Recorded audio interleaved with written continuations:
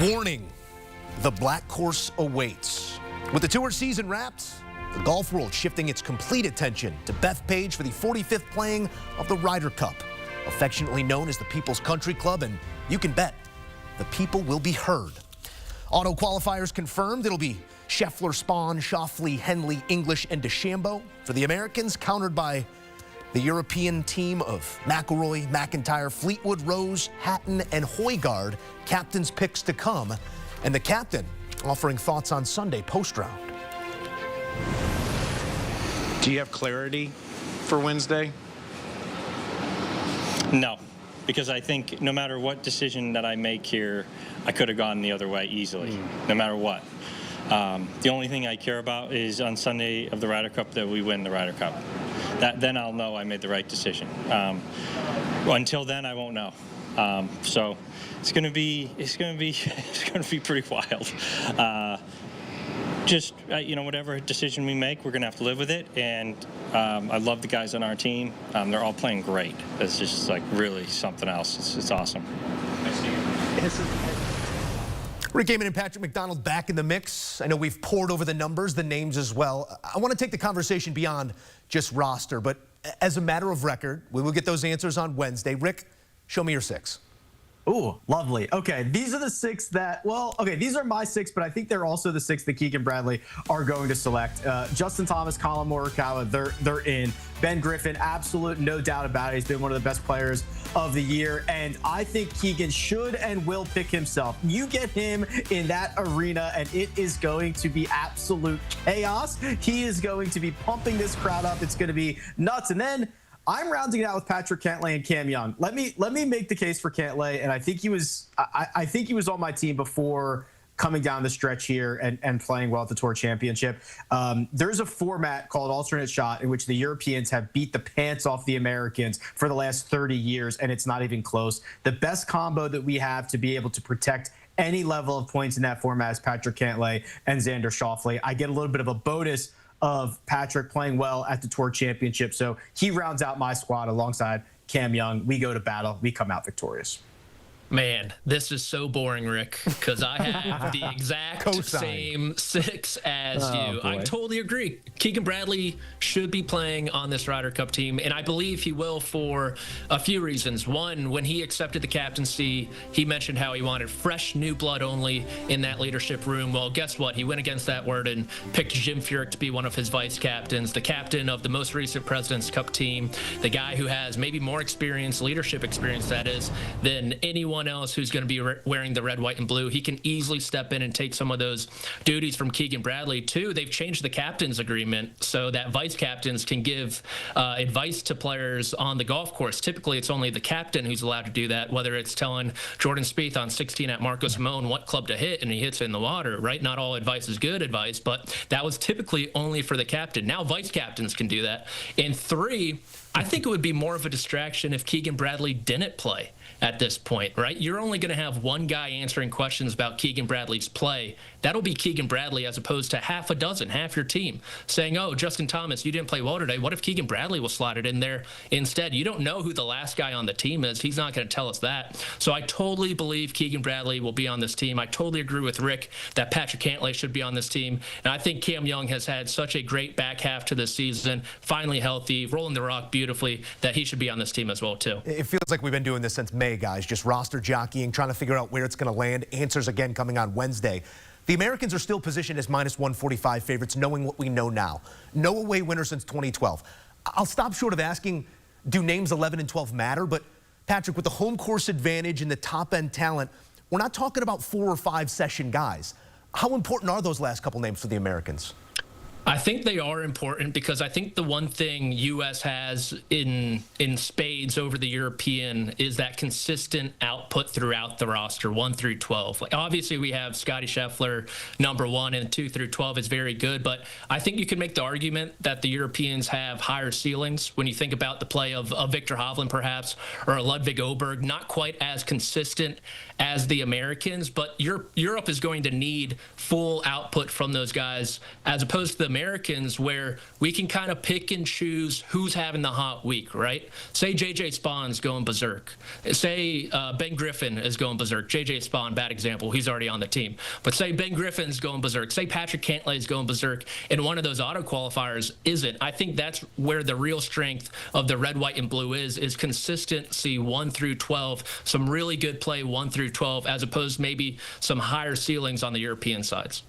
Yeah, I think you want to have options, and that's what those final couple of spots give you. If you can have somebody on that team that could play with 3 or 4 different guys, that becomes really valuable. The other thing I think is that, you know, the way that we expect Bethpage to be set up, long and very penal if you miss the fairway, that has historically been very good for Americans, but the Europeans are getting a lot better at combating that. Think about McIlroy and Rahm and Oberg and Hovland. I mean, these guys are some of the best drivers of the golf ball on planet Earth. Rasmus Højgaard, throw him in there as well. So, you know, this is a situation where I do think it matters. I don't think that the course fit is more advantageous for the Americans than it is for the Europeans. And I do think it's probably a lot closer than even that minus 145 entails. Rick, take us one layer deeper here, because I know we're looking at a first tee box that's been moved up off of the back patio, if you will. The normal tips at Bethpage are way back there. We're going to have grandstands. We're going to have a corner that's cuttable at 1. But as we make our way around Bethpage Black, what do you expect from the setup, and how will that play into the hand of the Americans? Yeah, I expect it to be narrow. I expect the rough to be thick. I expect the pin locations to be put in spots where, you know, you're going to have a very sound short game through some of that thick and nasty rough. But again, I'm not sure that always is good for the Americans. I mean, we've got auto qualifiers of J.J. Spahn and Russell Henley. They better play out of the fairway. Colin Morikawa better play out of the fairway. Justin Thomas is a sprayer when it comes to the longest club in his bag. I mean, do we lose an edge there? Then you've got some of the greater drivers like those guys that I named before, and Rahm and McIlroy and Hovland and Oberg, who they can be long and straight. So I don't know if there is a way with the way that Bethpage exists to make it super U.S. friendly without also appealing to some of the better players on the European side. Well, I want to get back to the hot topic, because there are visible signs pointing to Keegan's participation as a playing captain in the first since Arnold Palmer in 1975. Patrick, I want to do this debate class style. I know you both have made the case for Keegan Bradley. Make the case against him. Oh, gosh, putting me on the spot. I think you could say, one, who's going to cater lunch, who's going to figure out the lunch menu when it comes to the U.S. team, right? But I think for Keegan Bradley, maybe the emotions get the better of him. Maybe he just goes out there and says he only wants to play 1 match. And I think the kicker here is, what if Europe kind of stuffs him in a locker, takes his lunch money, and can kind of go around Bethpage Black saying, look, we just beat up on the U.S. captain? How much energy that is going to give the European side, and how much energy that could potentially take away from the U.S. team, right? We saw guys marching down the fairway off the first tee there at Whistling Straits, like Bryson DeChambeau when he drove the green there. How much energy was around that place in Wisconsin? There's a potential, if Keegan Bradley doesn't have a good week, and if he's out there early and often, say the first match in the morning session both days, that it could really take the air out of Bethpage Black if Europe really takes it to him. So I think that's the case against him right now.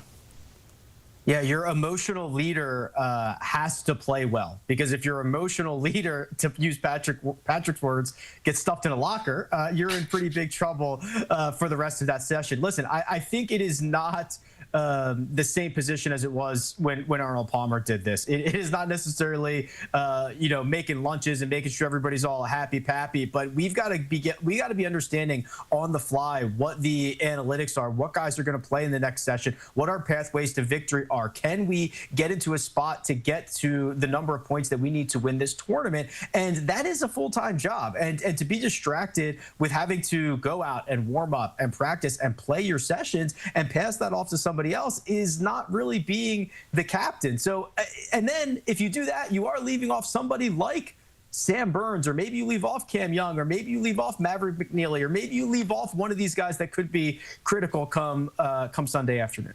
Passionate cases made against their own points. You know, they can argue both sides of the aisle here. Patrick McDonald and Rick Gehman. It's going to be interesting to see what Keegan does with himself. It does feel like we are heading towards him being a playing captain. I wonder I wonder what MJ's role is going to be, chewing on a cigar. He's got to be out there, right? Open lines of communication between Keegan and Jordan. Maybe Keegan wears the St. John shorts under his pants to conjure a bit of Mike. He said it himself. His legacy's on the line. A big piece of his personal history is going to be written over those few days on Long Island. Let's take to the Euro side here for a bit of exploration. Where do the Europeans find their advantage and flip this thing on their head? Rick, I know you pointed to foursomes, but where else do you point?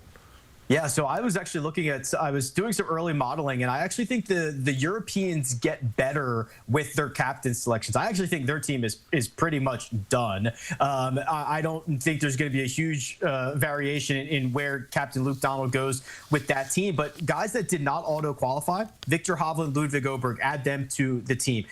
Nico Højgaard, I believe, played well enough in Europe this past week to get himself onto that team. So now we've got potential twins who could play together in Højgaard brothers. Rasmus just missed out in Rome. He gets on the team via automatic qualification. I think this is a very close-knit team. We've got twins. Think about Rosie and Lowry. We've got Rory. We've got senior leadership. We've got young guys. We've got Luke Donald back at it again after a victory in Rome. This is the definition of a team. They are going to figure out the best way to do this 12 on 12, as opposed to what the Americans have done, a lot of just 1v1 in past Ryder Cups. It's experience and continuity, right, Rick? I think the advantage outside the ropes has to lie with the European team. When you realize how good of a job Luke Donald did at Rome on short-term notice, well, guess what? He's come back at it again, like you mentioned, and he's got the whole team back. Dodo Molinari doing all the analytics, and then you have experience with everyone except Rasmus Højgaard. Every other player on this European Ryder Cup team is going to have some sort of experience in this competition. And not only that, but experience together. They have some really good pairings with Rory and Fleetwood, Rahm and Hatton, the Vikings.